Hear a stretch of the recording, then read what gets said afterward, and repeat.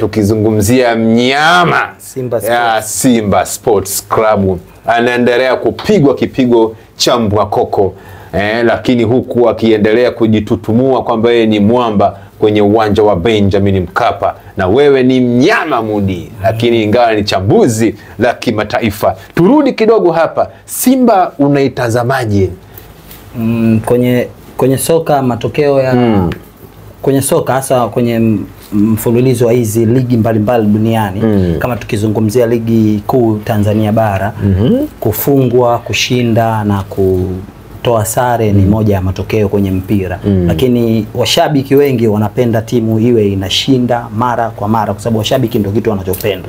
Hakuna mshabiki anayependa timu ifungwe au timu itoe sare kwenye matokeo kwenye timu ambayo iliweza kushinda. Mfano timu ambayo hizi za average mpaka za chini hizi ukitoa nazo sare, kwa mshabiki wa club kubwa kama Simba Sports lazima atajisikia vibaya. Kwa nini tusishinde ile mechi? Unaweza kutoa sare mechi kama hizo za Mzizima Derby, mechi kama ya labda Singida kwa sababu ni timu ambayo iko bora, au Yanga unaweza kutoa naye sare, lakini sio hizi timu ndogo ndogo.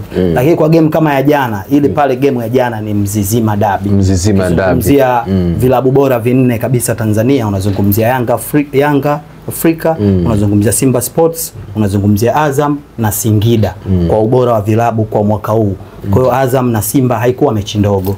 Pia Simba akatoka kwenye mtiririko wa kuwa na matokeo mabovu hapa katikati, hasa kwenye mashindano ya kimataifa. Mbilinge zile mechi mbili zile, mechi ya nyumbani ile na Petro Atletico de Luanda ya Angola, ilikuwa mechi ya kupata ushindi ukiwa nyumbani, ili kuwapa moyo washabiki, viongozi, hata nyinyi wachezaji wenyewe kujijenga ile momentum ya game, rhythm ya game ya ushindi. Lakini imetokea tumepoteza nyumbani, imetokea tumesafiri tena tumeenda Stade Marie kule nchini Mali, kwenye jiji la Bamako. Pia Simba ameweza kupoteza kwa idadi ya goli 2-1. Watu wanasafiri wanakuja nyumbani, wanacheza mchezo mmoja kwa ari kubwa. Tunajua sometimes inakuaga hata kule barani Ulaya inatokea. Sometimes kocha anapokuwa mpya kwenye klabu yoyote, wachezaji huwa wanajitutumua zile siku za kwanza za kocha ili kumpa motisha kocha, na kocha naye anakuja na ari. Lakini baada ya game hiyo tu, average game, kwa sababu walicheza na timu ya kawaida na wakashinda goli 3 ile game Simba walishinda. Walicheza na nani? Na Mbeya au na nani? Mbeya City walishinda goli 3-0. Lakini game iliyofuata wanacheza na Azam, game kubwa kabisa Tanzania. Ukitaja game kubwa sasa hivi pamoja na Simba na Azam, Yanga na Azam, Simba na Yanga ni mechi kubwa hizo. Kwa matokeo yote washabiki wasiwe na lawama sana. Ni kumpa muda kocha, na tumesikia watu wa ratiba wanasema ligi itasimama. Itasimama kidogo. Itasimama kwa muda kwa sababu tunapisha mashindano makubwa kabisa African. Kuipisha chani ile. Sio chani. AFCON. AFCON, yes, African Cup of Nations. AFCON. Tunaipisha kidogo ili watu kwa sababu kuna vilabu vina wachezaji wanachezea kwenye vilabu vya Tanzania. Mfano kama goalkeeper wa Yanga, wachezaji wa Simba, wachezaji wa Yanga, wachezaji wa Singida, wengine wanacheza kwenye kama Uganda wanacheza na Uganda ipo, kwa mtazamo wako tu na umahili wako wa uchambuzi wa soka,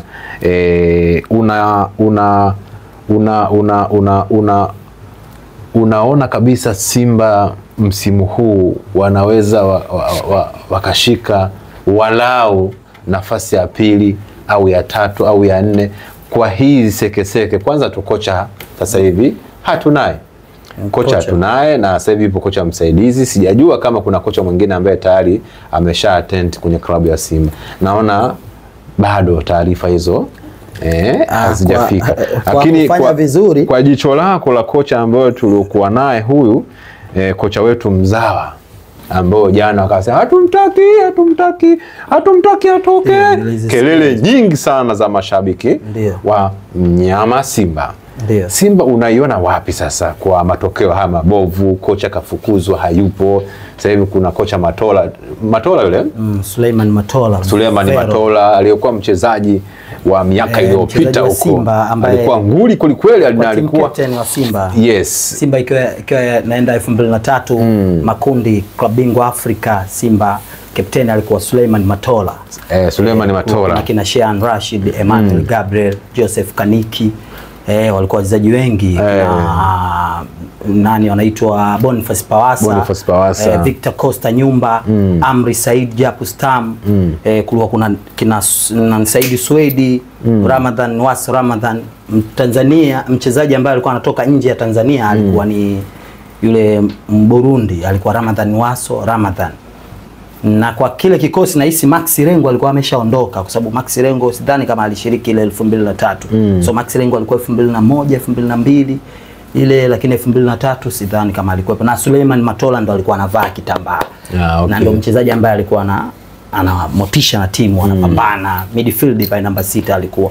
Kwa mimi, kwa ufahamu wangu, nilikuwa natamani siku moja pia nije kuona mzawa au kocha kutoka Tanzania anapewa majukumu makubwa kabisa kuifundisha timu kubwa Tanzania. Ikiwa timu ya taifa kama Matola, Simba, kama Suleiman Matola, unatamani hivyo, si ndio? Nilikuwa natamani Mtanzania, sio Suleiman Matola. Ndio kama Suleiman Matola. Kwani Suleiman Matola sio Mtanzania? Maana yangu ni hivi, asiwe tu Suleiman Matola. Napenda Watanzania wengi kama ilivyokuwa barani Ulaya, mfano timu za taifa nyingi za huko barani Ulaya au huko nje ya Afrika au nje ya Tanzania, wenzetu wanachukua sana watu wa kutoka kwenye nchi yao, kwenye timu ya taifa, kwenye vilabu vyao, ndo wanafanya vizuri. Lakini sisi kwa Tanzania hapa si kuna kama Mgunda. Mgunda si Mtanzania? Mgunda ndio alikuwa Mtanzania. Na ana klabu ya Namungo hapo. Sasa Watanzania ndio level wao kwenda kufundisha Namungo. Au unatamani kwamba kocha wa Tanzania siku moja akafundishe nje ya yani tuanzie kwanza hapa. Tunazungumzia kwanza, umezungumza issue ya Simba. Tuanzie kwanza hapa kabla ya Tanzania kwenda kufundisha nje. Kwa sababu na maanisha hivi, Suleiman Matola tumpe nafasi na tumpe muda, ikiwezekana apewe mkataba hata wa miaka 5, akae na timu kama wanavyokuja hao wazungu wengine, hata wengine huko hatujui hata wamefundisha vilabu gani. Tunasikia tu CV yake hivi. Kwani kocha Suleiman Matola ana muda gani pale klabu ya Simba kama kocha msaidizi? Ana miaka mingi. Sasa unavyosema kwamba apewe miaka 5, tafsiri yake ni maana akiwa kocha mkuu, mwenye kauli ya mwisho. Kwa hiyo yeye kama akiwa kocha mkuu, yaani atakuwa anaunganisha kati ya wachezaji na benchi la ufundi na viongozi. Yaani yeye ndo anajua, anaenda kumwambia mfano kama tajiri, bwana bosi tunataka hivi na hivi, tunataka yeye ni awe kocha mkuu. Awe kocha mkuu. Asiwe kocha msaidizi. Sababu kocha msaidizi hawezi kuongea kitu. Yeye kazi yake mazoezini, panga koni, tukae hapa. Kocha mkuu ndo anaamua tunacheza hivi, tunacheza nani, anacheza nani. Lakini ukishakuwa kocha mkuu, lawama zote. Mfano kama game ya jana, yeye ndo amepanga kikosi, yeye ndo ameandaa timu mazoezini na kempu, na pale yeye ndo amepanga list. Kwa hiyo lawama zote ndo mazi zimekuja kwa Matola. Basi tumpe nafasi miaka 5, apewe timu ya Simba tuone itakuwaje. Washakuja wageni kibao, tumefanya nini? Anakaa mgeni. Yule jamaa aliondoka yule nani, Pantev, yani yule kaingia Oktoba 3 mpaka Disemba 3 ameondolewa. Amekuja kwa usafiri, watu wamemsafirisha mahela, makodi ya kulipa hapa, maradhi hapa pale. CV ya Matola iko wapi? CV ya Matola? Matola ni kocha mkubwa, kwa sababu Matola CV yake ni kocha wa daraja A na hisi daraja, kwa sababu alishakufundisha klabu ya Lipuli na wakafanikiwa kufika mpaka finali kwenye shirikisho. Na hisi alicheza finali kama sikosei na Simba au na Yanga. Lakini Matola alishakufanya vitu vikubwa akiwa na Amri Saidi pia kwenye mazingira fulani. Amri Saidi akamwacha, akabaki yeye Matola kwenye hiyo Lipuli, na Matola alifanya vizuri kabisa akiwa na klabu ya Lipuli. Issue pia CV, sawa CV. Kwa nini tusisomeshe watu? Kwa nini kama Simba ni taasisi kubwa, kwa nini tusisomeshe watu kama wale? Wachezaji kibao kina Emmanuel Gabriel na kituo cha watoto huko, nasikia Ukonga huko mbele sio wapi. Kina Emmanuel Gabriel, kina hivyo Mapunda, Salvatore Edward yuko hapa. Wote watu wana idea za mpira, kwa sababu kama mimi nimemuona Salvatore Edward anacheza, natamani siku moja aje kupewa Yanga, afundishe Yanga.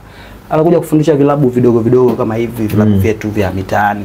Tunaenda kuchukua wazungu. Sasa hivi mpaka vilabu vidogo vimeshawishika kwenda kuchukua wazungu au watu kutoka nje. Burundi leo kuna makocha wazuri, vyuo vya kufundisha soka Burundi wanatuzidi sisi. Kwa hiyo sisi tumezidiwa hadi na Burundi, hadi na Rwanda. Tanzania sifa yetu kwenye michezo iko wapi? Sisi hatuna kocha. Kenya hatuna kocha, sio Uganda kama wapo labda ni wachache. Leo makocha wanatoka Kenya, Uganda, sio Burundi, wanakuja kufundisha vilabu vidogo. Maxime ndo juzi amepewa timu Mbeya City baada ya kufanya vibaya. Malala ya 50 nasikia anaenda KMC. Kwa pale anaenda Maxime. Tuwe hivyo, Watanzania tuwe hivyo. Yaani tuwe tunapewa timu, tunafundisha timu. Kuna watu wana vipaji vikubwa, kuna makocha wakubwa lakini wanashindwa kuonyesha kwa sababu tunawabana sana. Kama leo Matola kapewa timu ikiwa katika rhythm mbovu, yani timu haina mwenendo mzuri, ndo kapewa Matola. Ndo wanavyofanyaga hata alivyopewaga Mgunda, timu inafanya vibaya ndo wanakuja kupewa Mgunda.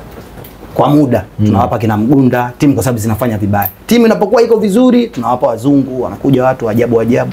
Sasa mtu anavaa Eleni, sio mtu anakuaje mchezaji kavaa matatu. Sasa alisema kwamba ukiona anapapasa hivi jamaa ndio nini kodi. Vitu gani vya anangaya kodi?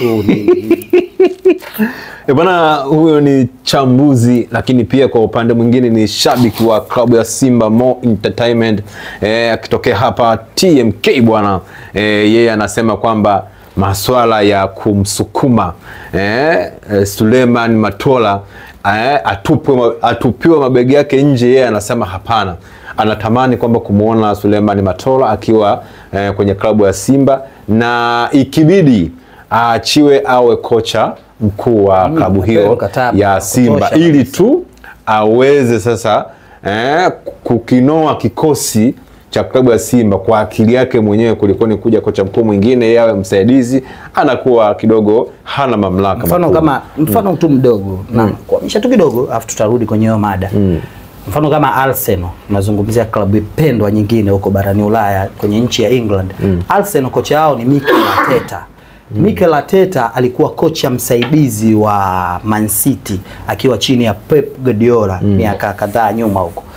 Na 2019 Arsenal walikuwa wanaona kitu kwa Pep akiwa Man City na msaidizi wake ni Mikel Arteta, na tayari alienda chuo, alijifunza mambo ya usoka. Kwanza akajifunza akiwa chini ya Pep, alafu akaenda chuo akasoma kwa ajili ya kuendelea kufanya kazi kama kocha. Na Arsenal waliona jicho, wakamchukua 2019. Arsenal waliriski kumpa mkataba wa miaka 5 Mikel Arteta kuja kuifundisha Arsenal. Na hajawahi kufundisha klabu kubwa, yeye alikuwa kama kocha msaidizi akiwa Man City. Umeona wenzetu wanavyofanya vitu kwa muda. Wenzetu hata wakitengeneza kitu, mfano anatengeneza reli, nasikia mna mareli hapa yametengenezwa Tanzania zaidi ya miaka 100 mbele. China katengeneza hizi reli, nasikia hii hapa sio ya Mtongani ya kwenda wapi, zimetengenezwa. Wao watu wanatengeneza vitu miaka 100 mbele. Sisi tunataka leo jambo limefanyika, kesho matokeo yaje. Leo timu ya taifa imeandaliwa, kesho tuchukue AFCON na tuchukue CHAN. Haiwezekani. Kila kitu kipewe muda. Okay. Na kidogo kwa sababu hapo tu huyo Mikel Arteta mpaka leo hajafanikiwa kuchukua ligi kuu ya Uingereza. Ndani ya miaka 6 bado anaendelea kupambana na watu wanaendelea kumwamini, na juzi wamempa tena mkataba mwingine. Kwa hiyo Suleiman Matola aendelee kuaminiwa, apewe muda. Msimu unaweza akafanya vibaya, aanze pia msimu ujao.